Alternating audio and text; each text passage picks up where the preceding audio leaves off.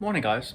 Today we're going to be taking a look at pages 17 and 18 of your Unit 5 Classwork packet. We have two goals for today. The first, we're going to take a look at hypotenuse leg in the context of a two-column proof. And then we're going to take a look at CPCTC and see how to use CPCTC in the context of a two-column proof as well. Alrighty. So on page 17, let's take a look together at example number 1. Alrighty. So we're looking at example 1 on page 17. They give us this, I think it's an isosceles, but I don't think they told me that, did they? All right, and then that looks LPNM. LPNM. All right, so I've got statements and I've got reasons, and luckily they actually filled in all my statements for me, which is super nice. All right, first things first. How many givens do I have, guys? I'm blocking. I have 2 givens, and thus in my two-column proof, 2 of my lines would actually just be filled up with given. I also want to make sure that I write that information in the diagram. So I have the right angles to show that they're right triangles, and they tell me that ML and MN are the same. So I'm going to show that using tick marks. Then I have a step where they say something is the same as itself. MP is the same as MP. Oh my gosh, what property is that for the 10 millionth time? That is the reflexive property. And then notice what I have.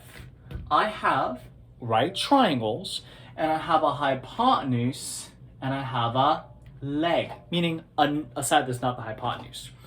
Here's why it would be wrong to use anything else. A lot of times people get confused and they try saying ASS.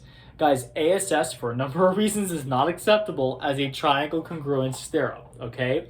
It may look like it's ASS in this particular case, but in reality, it's HL, hypotenuse, because it's across from the right angle, leg. So if you ever have a right triangle problem and you're tempted to write down ASS, please don't.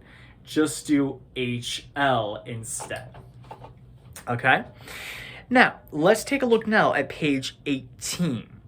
You guys will recall that we learned previously that CPCTC stands for corresponding parts of congruent triangles are congruent.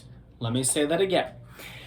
CPCTC stands for corresponding parts of congruent triangles are congruent. Now, this is important.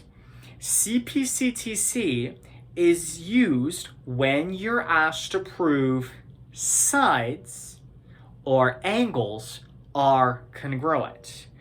Before you can do it though, before you can use CPCTC, you have to show that the triangles are congruent. That's a whole lot of mumbo jumbo, but here, let me try to simplify that for you. In a proof, where are you going to find CPCTC? As the very last reason, okay? Usually the reason right before it will be that the 2 triangles are congruent, and CPCTC would be used afterward, okay? Now, let's take a look at how this would work with example number 1.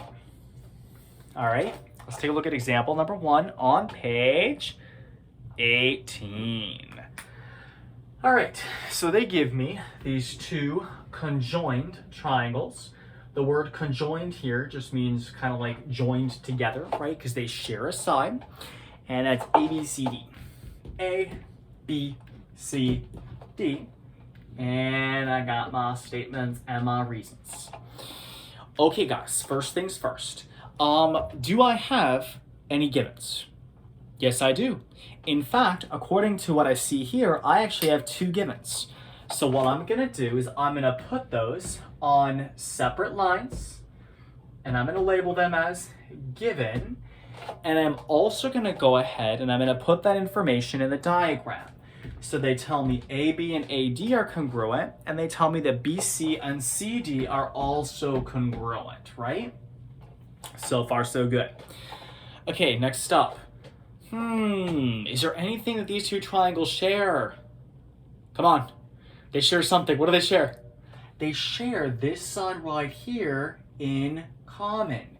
So what I could actually say is that side AC is congruent to AC. And I can do that by the reflexive property.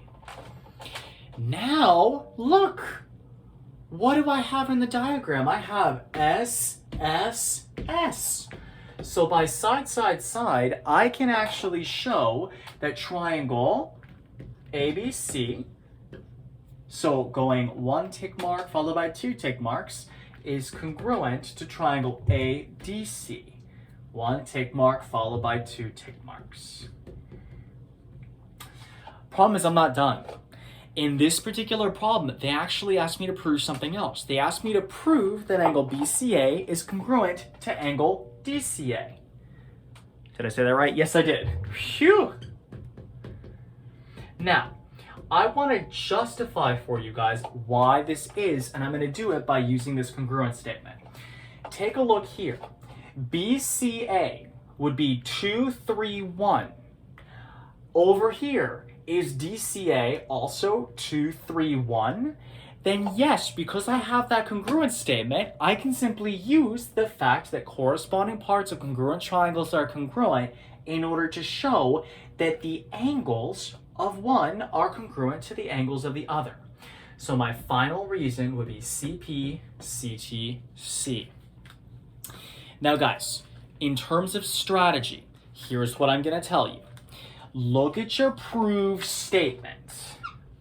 Okay, this is the proof statement in this particular case. If your proof statement involves triangles, like it says prove 2 triangles congruent, your last reason is going to be SSS, SAS, ASA, AAS, HL.